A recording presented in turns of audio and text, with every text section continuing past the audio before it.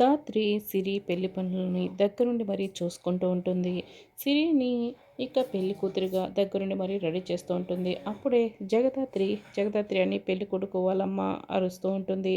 అందరూ హాల్లోకి వస్తారు. ఇక అత్తయ్య, నేనే అత్తయ్య ఇప్పుడు ఇక్కడ గొడవ పెట్టింది అని నిషి చెప్తుంది. ఇంతలోనే ఏం చేసావమ్మి, ఏం గొడవ ఏంటి అని వైజయంతి అడుగుతూ ఉంటుంది. మీరే చూస్తారు కదా అత్తయ్య, వినండి అని నిషి చెప్తుంది. ఏంటండి పిలిచారని ధాత్రి వచ్చి అడుగుతూ ఉంటుంది. ఏంటమ్మా, పెళ్లి పనులన్నీ కూడా దగ్గరుండి చూసుకుంటామని చెప్పారు కదా, ఇదేనా మీరు చూసుకోవడం అని ఆవిడ అడుగుతూ ఉంటుంది.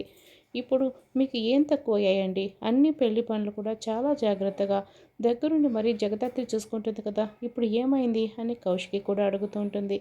అవును చెప్పండి, ఏం కావాలి, మీకేం కావాలన్నా చేస్తానని ధాత్రి అడుగుతుంది.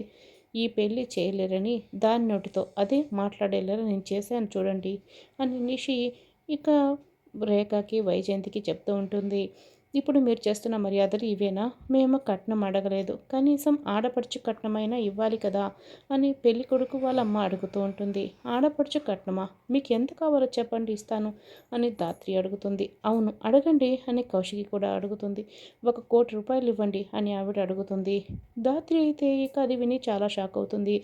కేదార్ కూడా షాక్ అవుతాడు. నిషి అయితే ఇదంతా చూస్తూ చాలా సంతోషపడుతూ ఉంటుంది. ఇప్పుడు ఇది 1,00,00,000 ఎలాగో తీసుకురాలేదు, పెళ్లి చేయడం నా వల్ల కదని చేతులెత్తేస్తుంది, చూస్తూ ఉండండి అని నిషి చెప్తుంది. మరి